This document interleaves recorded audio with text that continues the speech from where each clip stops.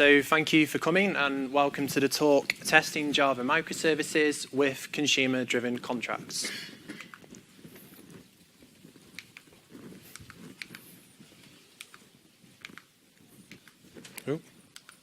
Okay, so I first want to talk about the fact that microservices testing is relatively difficult. So although microservices have their advantages, specifically over the monolithic approach, monoliths are quite easy to test because with a monolith, we can spin an instance of it up on our local machine, run some automated tests against a single instance of that monolith, and if those tests are green, we know we can deploy our monolith to production. With microservices, things aren't really quite as simple as that because microservices tend to be a distributed system.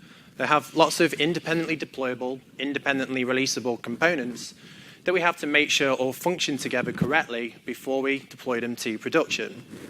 So if you're familiar with end-to-end testing microservices being maybe a bit too slow or a bit too flaky, and we kind of call it the distributed monolith anti-pattern, or if you're familiar with releasing microservices independently but making false assumptions about the microservices they depend on, whether that's through mocking or through stubbing, then you'll kind of know what these sorts of problems can be.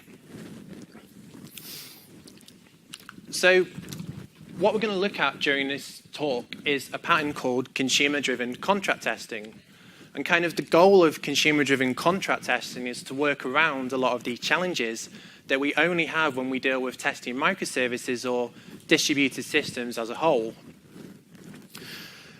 Contract testing will basically mean that our microservices are independently testable, independently deployable, which is kind of the goal of a microservice.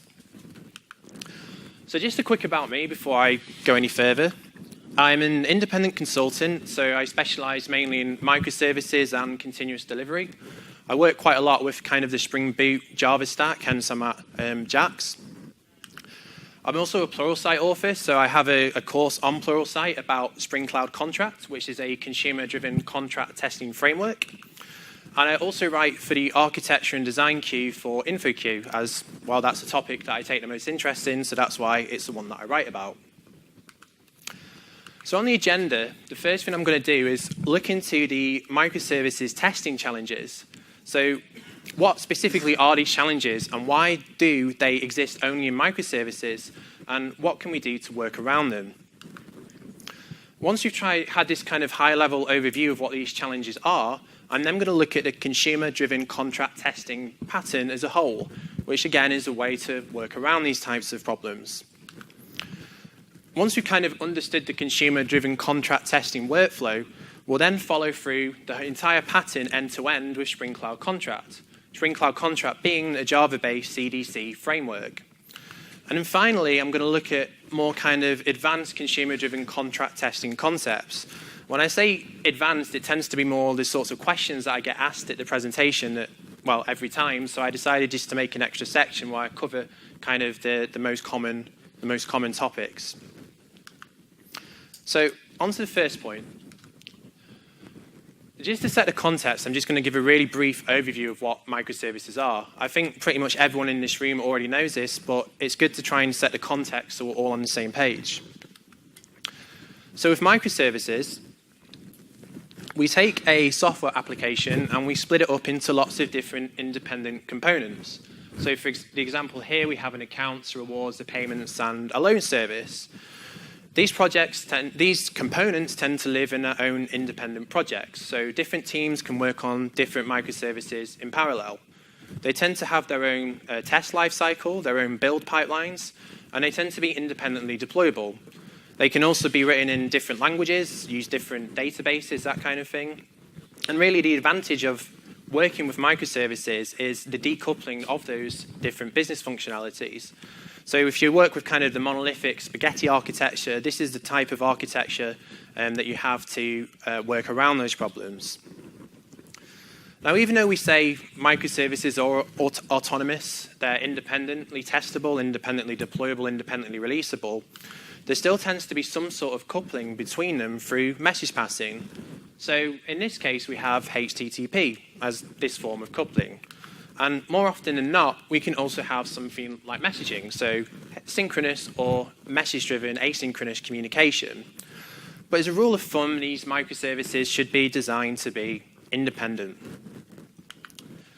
If you want to know more about microservices, I'd recommend checking out this book by Sam Newman, Building Microservices. It's the first book that I read when I was learning about microservice architectures, and I really highly recommend it. So check out this book.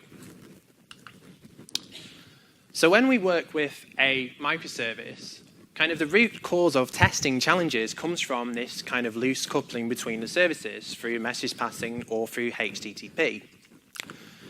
If I take a payment service, then maybe I want to be able to release a change to that payment service to production. So I can make a change to my code base. I can then run my tests. My test can go green, and then I can ship my application to an end-to-end test environment, and then eventually production. But again, because of this coupling, my payment service might be depended on by a booking service, for example, via a REST API. So now when I make a change to my payment service and deploy it, I need to know that that change isn't going to break the communication with the booking service. Because if it is, I'm going to mess stuff up in my production environment. And being able to prevent this kind of breakage is the challenging part. In fact, with microservices, you can often end up with many dependencies between services. So as this dependency graph grows between your services, then changing an independent service can have lots of unintended consequences on their dependencies, or the services which depend on it. So the first way of kind of guaranteeing that when I change my payment service, I don't break any of the services that depend on it is by end-to-end testing. So with end-to-end testing, I have some automated tests that live in, say, an independent project. And those automated tests will drive interaction with my application through the user interface. So this might be a desktop GUI, it might be a browser, or it might be a mobile application. And the user interface will then call my end-to-end test environment, as if it is, and essentially what the end-to-end test is doing is it's behaving like a real user of the actual full system. So this is good in the sense that everything's deployed together, just as it would be in production, and we test absolutely everything together. So we're kind of guaranteeing that all our services function together. But, of course, with this approach, there are many disadvantages. The first disadvantage is build time. So if you think about end-to-end testing, we have to build our payment service. We then have to, for its local tests or the tests within its build to pass, and we then need to deploy it to an end-to-end test environment, which you might even need to provision. When we then run the tests, those tests will be driven through, say, a browser. And driving tests through a user interface like that can be quite slow. If anyone's run into the kind of the 4.5-hour Selenium build in a project somewhere, you'll know what I'm talking about, but I seem to run into it in far too many places. It's a nightmare situation to be in, and it really impedes delivery. The debuggability of end-to-end testing is also something that can be quite often difficult to deal with. Because if you're just driving your interaction through a browser and something fails, like maybe a text box doesn't appear on the screen or submitting a form fails, then when it fails, it's hard to know exactly where it failed in your microservice architecture. So you end up having to go through the aggregated logs of all your microservices, maybe correlating request trace IDs, that kind of thing, and find out specifically which microservice introduced the problem, or which network hop was the one that failed. Infrastructure cost is also a problem. So thankfully, in modern day, we live with cloud computing, and it's very easy to provision cloud infrastructure. But although it's quicker and it's easier than it was before, we still have to pay a certain cost. End-to-end testing on an end-to-end test environment on your own infrastructure will just always be more expensive than running a local build on your laptop. Developing on your workstation is free. Developing on infrastructure you have to pay for externally is not. From an operational point of view, end-to-end testing is relatively complicated too. If you want to provision an end-to-end test environment, You then want to configure and deploy all your various services to that end-to-end test environment, and then expose it to your automated test run. And there's a few operational things to consider. Again, it's not as simple as just running your Maven build on your local machine, or running your Gradle build or whatever build tool you might want to use. Flakiness, and this is the one that can drive, I think, all of us insane, is another problem with end-to-end testing. The browser can be flaky, the user interface can be flaky, and when you get all this flakiness and these sorts of race conditions, you kind of invalidate the purpose of your end-to-end test run, because you don't get a deterministic build, and you can't reliably know that the changes you are making are going to break your application or not. And finally, kind of the umbrella term for this approach is a distributed monolith. When we end-to-end test microservices in this way, when we only make a change to a single microservice, what we're essentially doing is testing and building our microservices like a monolith, hence the distributed monolith. Of course, if we want to test and build like a monolith, it would have been simpler to just create a monolith, because with the microservices, we take in all the disadvantages of having a distributed system. We have the network hops, we have the dependencies, all this kind of extra complexity. So the purpose of microservices is not for them to be built and tested in this way. So if we're kind of against end-to-end testing and we just want to take the approach of testing and releasing our microservice independently, the next way would be to mock or stub the dependencies of our microservice. So when we take this approach, we have some automated tests, this time which live inside our microservices project, and they will run as part of our microservices build. So they might spin up an instance of our microservice on its own as a black box and just make some requests to it, maybe through a REST API or however the user would interact with it, and then assert that it behaves in the way we expect it. If that microservice depends on another microservice, then we can just simply stub it or mock it. So maybe we can use something like Mockito to mock the gateway class that would call to our dependent microservice. Or we can use something like YMock, which would be able to, which we could use to stub our microservice at the network level. So this is kind of great because these kind of dependencies that our microservice on the test depends on are replaced with stubs or mocks, which start really quickly, are very fast, and allow us to still build and test everything locally on a laptop. So why would we not want to take this approach?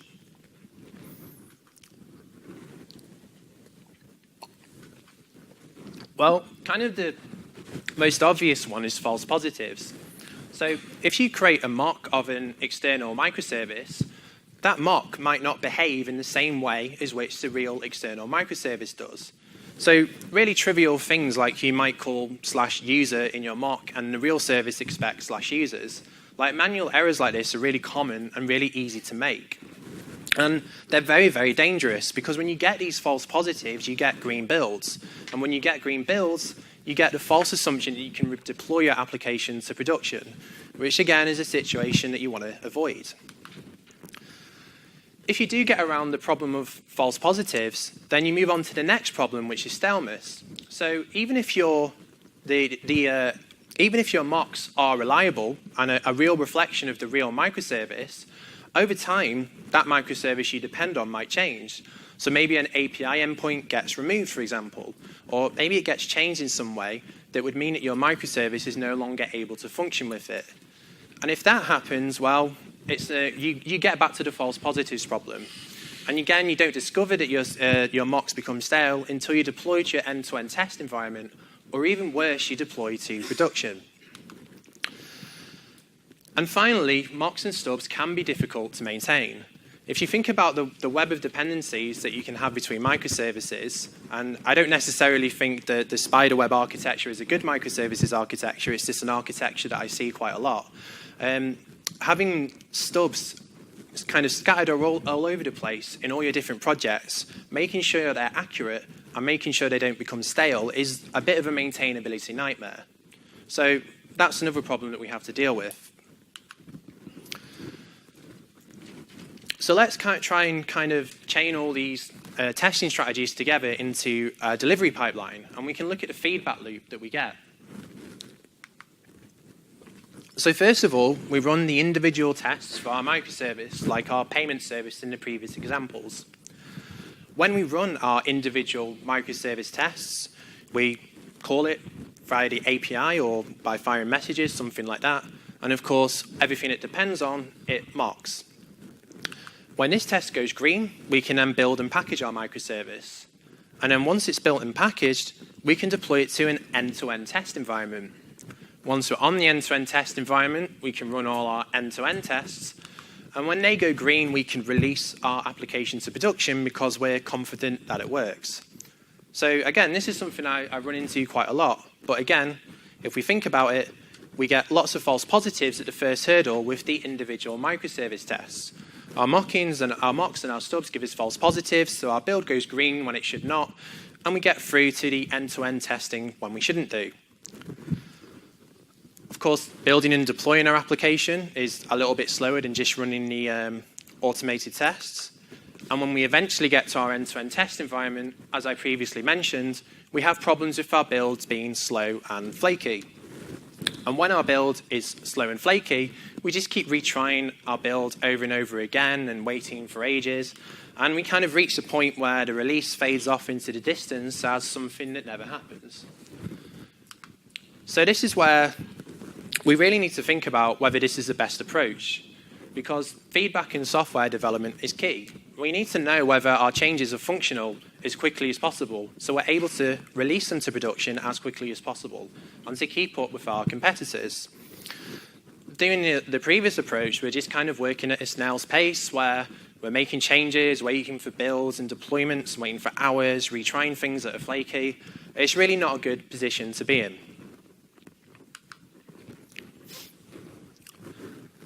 So now I'm going to introduce the consumer-driven contract testing pattern. So this is a technique that we can use to kind of mitigate some of the problems that we've just given an overview of.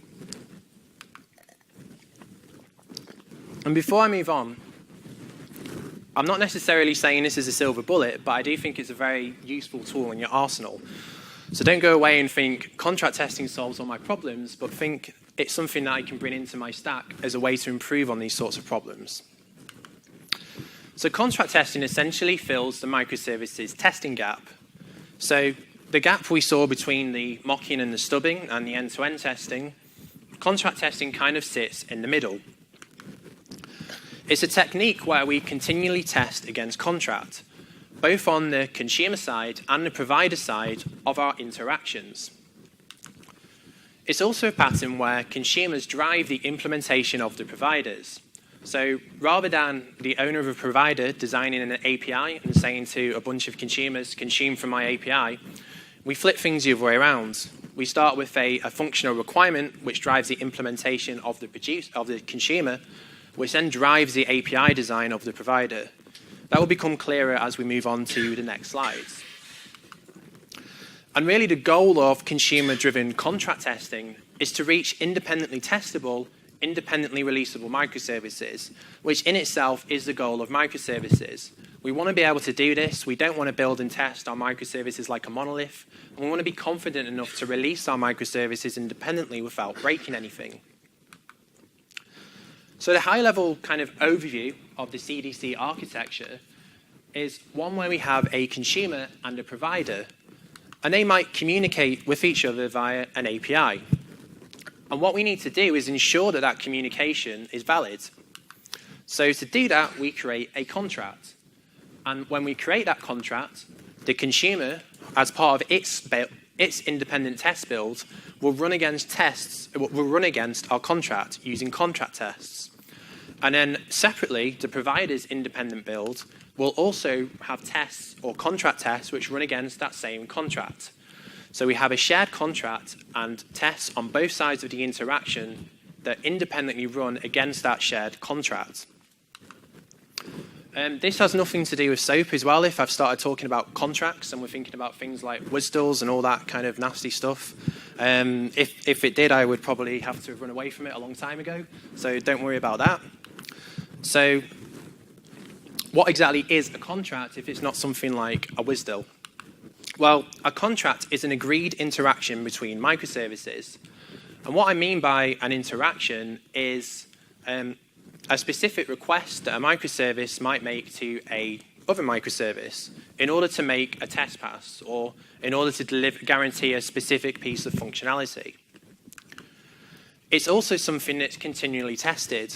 So the continual testing against the contracts is one of its core characteristics. We need to be able to continuously test our consumer and continuously test our provider against that contract. And if we invalidate the interaction with that contract, then the builds for either of those two services need to start failing immediately. It's also no specific protocol. So if we deal with something like HTTP, which we'll be using in most of those examples, that's not necessarily something that's set in stone. It's more about the interaction and the communication between the microservices rather than HTTP or AMQP or something like that. It's not the same as stubbing as well. So a lot of people say, well, this is just using a stub like YMOC. It's definitely not. And the reason for that is when you use stubbing, you only test the interaction on the consumer side. So the consumer will be tested against a stub, but on the provider side, you have no way of guaranteeing that that stub is correct. So where stubbing tests on only one side of the interaction, the consumer side, CDC will test on both sides of the interaction, both the consumer side and the provider side. And finally, it's definitely not API documentation. If you say something like we use Swagger, API Blueprint, RAML, something like that, absolutely great tools, but it's not contract testing. API documentation is a description of an API endpoint. It's not something that's continuously tested, and it's not something that if you don't comply with, your build will fail. Maybe that's not entirely true, and there's ways of generating code from API documentation, but generally API documentation is just a description of an API endpoint in which we don't have an automated way of guaranteeing that a real API endpoint complies with that contract. So just diving in a little more detail about what an interaction is to make it more clear. Say we have two services which communicate, and one of them wants to return flights. Maybe it's like a flight API. So we have a scenario that should return no flights between London and Paris. The interaction in our contract will have a required request. So we have a GET request to /flights from London to Paris. And then in the given response that we expect our contract to give when it receives a required request, we, in this example, a very simple one, can return a 200 response with maybe an empty list, something like that. So the interaction is just essentially some sort of business functionality that we need to occur in order to make our test pass.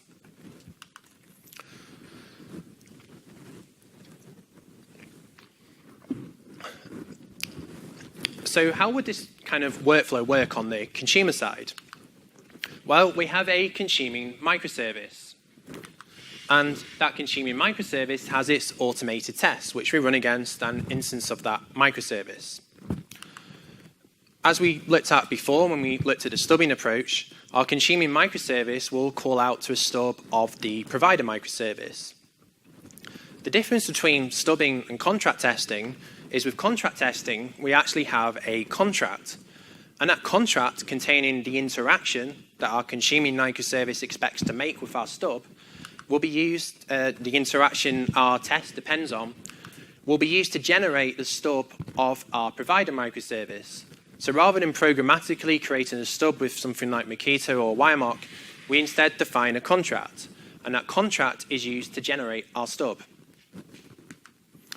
On the provider side, we have our predefined contract already containing our interaction. And that predefined contract can then be used to generate contract verification tests. And contract verification tests are basically the opposite to stubbing. So with the contract verification tests, we make the agreed request in our contract, and then we assert that the response that we get is the agreed response in our contract. So we just repeat the interaction in our contract and assert that the response that we get is the same as a response in the contract. So again, just to go over kind of the benefits of this approach, one of them, and this is kind of the main one for me, is fast and reliable feedback. We kind of have the speed of mocking and stubbing. We have an independent test run, independent build of our microservice. But the feedback that we get is always going to be reliable. And the reason it's going to be reliable is because we test both sides of the interaction on both the provider side and the consumer side. We spend less money on infrastructure because, again, we don't really need to have all these end-to-end test environments anymore. We just have our local builds, which run against contract tests. We push them to our CI server, and that maybe runs a build on CI, but again, it's not really dependent on any external infrastructure. It's also a technique where the API delivers exactly what's required. Maybe this will become more obvious in a few slides' time, but generally, we implemented a provider API that makes it comply with the contract. And that contract was built by the person implementing the consumer. So rather than the provider API being designed first, it's driven as a consequence of a failing test from our consumer. It's also a way of understanding dependency hell, because when we have all these kinds of interactions between all our different microservices, that might be difficult to reason about. Having contract tests which define all those interactions make it easy to not break the dependencies between your services. And again, the clear one is no stale stubs. So if I make a change to my provider API, which would break the interaction with the consumer that depends on it, then that wouldn't be possible because the contract test would run and the contract test would fail. So any breaking change you make to an API will cause your contract test to fail. And of course, it's quite easy to work in parallel if we take this approach, because we can define our contract, and then we can fully implement the consumer side, and we can fully implement the provider side. So now I'm going to follow through the workflow with Spring Cloud contracts. Now, this section maybe bleeds a little bit into what you would expect in a workshop, but I do find the subject can be quite gnarly. So I think if we just work through every single step of the workflow, step by step, with an example from a Java framework, I do think it's beneficial, even though we might get into a little bit into a little deeper with kind of code examples. So the two kind of main frameworks for CDC, in the Java space at least, are Spring Cloud Contract and Pact. So if you work with Spring, Spring Boot, that kind of stack, then Spring Cloud Contract fits in really well. Personally, I'm a fan of Spring and Spring Boot because I like the fact that I don't have to write any boilerplate. Everything just kind of gets auto-configured for me with sensible defaults. Spring Cloud Contract fits into that really nicely, so it's really easy to get set up and running. Pact is more of kind of a wider, covers more of a wider stack, so it's not really JVM focused, it's more kind of polyglot focused. I wouldn't say one tool's necessarily better than the other, but I will be using Spring Cloud Contract during this demo. It's just my personal preference because I like working with Spring, and also my course is about Spring Cloud Contract, so I'm a little bit more confident with the various features. So Spring Cloud Contract is a JVM-based CDC framework. As I've already covered this, but it integrates into Spring Boot very easily. So it's quite quick and simple to get up and running into your testing stack. It has a Groovy-based contract definition language. So don't worry if you don't want to write Groovy. It doesn't require much knowledge. If you have no Groovy experience, you will be able to look at a Spring Cloud contract, and you will understand it straight away. It's very simple and it's very lightweight. It also supports both message-driven and HTTP-driven interactions. We'll be using HTTP in this example as it's slightly more simpler to get your head around when you're first getting accustomed to the technique. So the feature we'll be working on is a credit card application feature. So we'll have our JUnit test, which calls out to a credit card application service to apply for a credit card, and a credit score service, which is used to give a credit score to our credit application service. So the JUnit test will apply for a credit card. The credit score service will then calculate a credit score for the user applying for a credit card. And then based on that credit score, the credit card service will accept or reject the application based on the user's credit score. So it's kind of this little bit of the interaction between our credit cards application service and our credit score service where CDC is going to come into play. So the CDC workflow has kind of these 6 steps. 6, isn't it? Yeah, 6 steps. And what we'll do is we'll go through each one of them step by step and trying to reason about how the pattern works. So the first one, an easy one, is to write a failing test. CDC is designed for the test-driven development approach.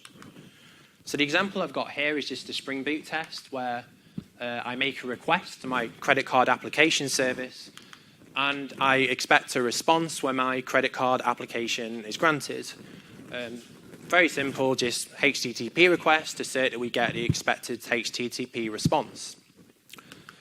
Once we've got our failing test, we can then start to implement our credit card application service. So our JUnit test will call out to our credit card application service. We can register our string controllers. We can map the URL to a method. And then we can even implement the code in the method to receive the request and to eventually call out to our credit score service. Of course, that's as much as we can kind of implement to try and get our test to pass, but our test will, or our credit card service, whilst under test, will call out to this credit score service that does not yet exist. And because it does not exist, that is, of course, where our test is going to fail, when we've implemented as much as we can on our credit card application service or on our consumer side. This failing test is because of a network call to the credit score service, and this network call is what helps us define our first contract. So that's what we do next. We define our contract, and our contract contains the interaction required to make that network call pass. So just an example contract here, just to show how simple it is. This is the Spring Cloud contract Groovy DSL. We have the request that's made by our test. In this case, it's a post to the credit scores endpoint with a citizen number. And the contract contains a response expected by our test. This is a response that our test needs in order to be able to pass. So here we're returning a credit score of high. So then our credit card application service can decide that this user has a high credit score, so I'll grant them a credit card. So once we've defined our contract, the next thing we need to do is build stubs. The stub being the thing that our service under test eventually calls out to instead of the real external dependency. So to generate our stubs, we take our contract. We then run our Maven or Gradle Spring Cloud contract plugin. And then we create a jar. That jar just contains a stub that's been generated by our contract. And that stub jar just gets uploaded to Maven Central just like any other jar file or our internal Maven repository. And we can depend on it on our consumer side. The stub we actually create is a YMOC stub. So sensibly, the developers behind Spring Cloud Contract decided not to reinvent the wheel, not to create their own mock web server, and just to use something that's already battle tested. So that is essentially YMOC. So once we've built our YMOC stub, which lives in a jar file that we've just published automatically to Maven Central, we can make our test pass. To make our test pass, we just annotate it with the auto-configure Stub Runner annotation. When we annotate our test class with this, what will happen is Spring Cloud Contract will download our stubs. It will then boot YMOC, and then it will import the stubs into an instance of YMOC. Once this happens, again, our test, which used to fail here, will now pass, because rather than calling out to something that doesn't exist, it will call out to our YMOC stub. Our YMOC stub will come from our stub jar, which we uploaded, which we initially generated from our contract. So we have our failing test due to an interaction between 2 microservices. We define a contract. That contract's then used to build a stub, and we then depend on that stub in order to make our test pass. Once we've kind of done this much, we've guaranteed, at least on the consumer side of our interaction, that we function together with this external microservice, with our credit score service. So the next thing we need to do is make sure that also on the provider side, we comply with our contract too. If we don't do this, then we just have basically the stubbing approach, where our stubs don't guarantee that they're an accurate reflection of the provider.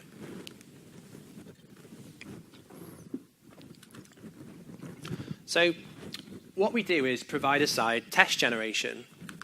With provider-side test generation, again, we start with our contract, and again, we use the Spring Cloud contract plugin with Maven, Gradle, our build tool. And then what Spring Cloud contract will then do is generate contract verification tests. And these tests will then be able to be run against our provider. So just as an example, we have a method here that's completely generated for us by Spring Cloud contract, or a test method, sorry. So what it does is it creates the request that was in our contract, a request to the credit card endpoint with a citizen number, and then it creates some assertions as well. In this case, we just assert that we received a score of high, just like what we had in our contract. So we make the request in our contract, and we assert that the response we get is the same as the response in our contract. And we don't do any of this ourselves. All of this is automatically generated for us by the Spring Cloud contract plugin. And then kind of the last step in this workflow is to make those contract verification tests pass. So we had some, we initially start with a failing test.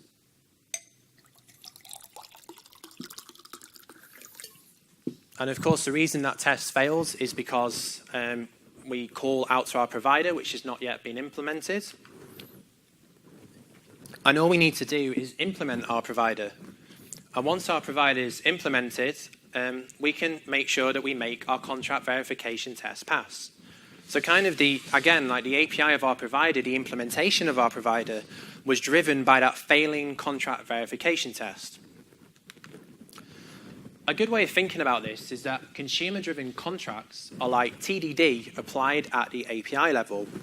And actually, with microservices, I think this makes a lot of sense. So again, rather than starting with the approach of building lots of services independently, making up your own API for those services, we start with a functional requirement from the user or from a stakeholder. That functional requirement becomes a user story, and then from the outside in, we start with the interaction or the feature that our user expects. From the outside in, we make implement our consumer, and then we drive the implementation of all the microservices that our external consumer depends on. So this kind of from the outside in approach, making everything, only implementing what we need in order to make our tests pass. This is basically, as it says, test-driven development, only this time it's been taken over the network to help test drive the implementation of the APIs of our microservices.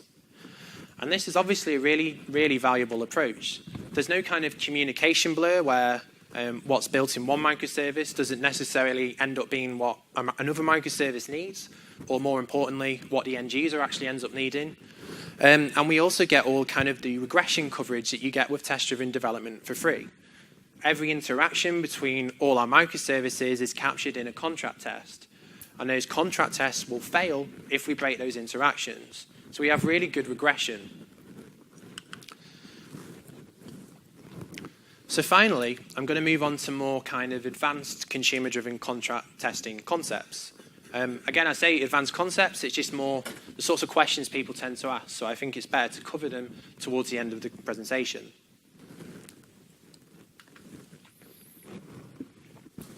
So the first one is, does this only work with exact comparisons? What I mean by this is that the contract I gave in the example expected a very specific HTTP request to be made. And when it receives that specific HTTP request, it returns a specific response. But what if our request is not deterministic? What I mean by that is maybe we generate a UID each time our service under test calls the external API. Maybe we provide something like a timestamp. These sorts of things can change frequently, or change per test run in those examples. And therefore, our contract needs to support the ability of data like this to be random or to change.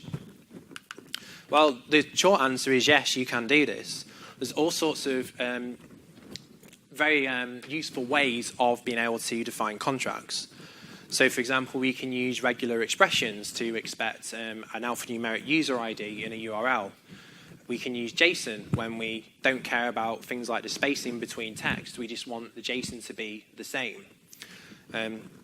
DSL methods like starts with to see that a URL starts with something, we don't care about the end. JSON path, XPath, you name it. There's all sorts of different ways of creating a contract which can loosely match on a variety of different requests. The next question I often get is about messaging. And yeah, messaging is something that CDC supports. And I think a lot of the time, people think, well, I don't need messaging because messaging is asynchronous. And that's not really the case. So, quick example, we have a consumer and we have a provider. With messaging, we tend to have a broker which sits in the middle of the two of them. So in this case, our consumer fires a message which gets eventually consumed by our provider. But it doesn't directly talk to our provider, it talks to a broker. So if the provider fails to consume the message from the broker, that doesn't impact the consumer in any way. The consumer fires its message, the broker acknowledges that it's received the message, and the consumer's work is done.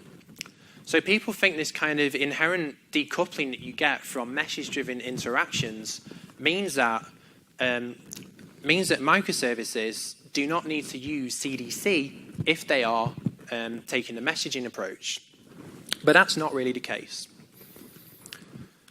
So the first thing to think about is the fact that message schemas and queues are shared. So a really simple example is if my consumer publishes to a topic foo, and my provider consumes from that same topic foo. If I make a mistake where I accidentally publish to the topic bar and my provider consumes from the topic foo, then technically when my consumer produces a message, it will not receive an error. And even technically on the provider side, the provider will not receive an error. It will literally just not consume anything. So you won't see any stack traces. You won't see anything wrong at all. You'll just eventually have to find out that the message never gets there. And schemas are shared too. So if you're working with something like JSON, then you might accidentally put a field that can't be unmarshaled by your provider. Or it's important that when you marshal something on your consumer side, it can be unmarshaled on your provider side. Asynchronous failures are also a nightmare to debug. The example I gave was when something doesn't listen to the correct topic and nothing happens. Trying to trace through that in the logs is really difficult. In fact, if you've got all sorts of messages hopping around all over your system when you're end-to-end testing, figuring out where something was not published or where something went wrong is really difficult. At least with synchronous failures, when you make a request, then that request will fail on the client side. So at least the failure happens in a place where you can detect it immediately. With asynchronous interactions, it's not that simple. Another thing is brokers are quite slow. So if you're running a build where you have, say, an embedded Kafka or something alone, that's something that I know is a culprit for being very slow. It can slow down your build. It's very, very painful and difficult to work with. If you have the contract testing, you have a reliable simulation of a broker, and that simulation is going to be fast, going to be quick, and it's going to give you good feedback, or as good as the feedback as you can possibly get without actually having to use a real instance. The final one is, where do we store our contracts? Because obviously we have all these interactions with all our microservices, and each of them needs to be defined in a contract. So where exactly do they live? Well, the example I gave, and it's kind of the default approach to CDC, is to put the contract in the resources directory of the provider. So you're a consumer, you depend on the provider, you clone the provider repository, and you put the contract in the resources directory in a folder named after your consumer. But another useful approach is something like Pat Broker. So if Pat Broker is essentially a repository for contracts. So I think you can download this for free. It's open source. You can run it yourself. And what you can do is you can publish your contracts to this broker. And here we have the consumer side and the consumer and the provider.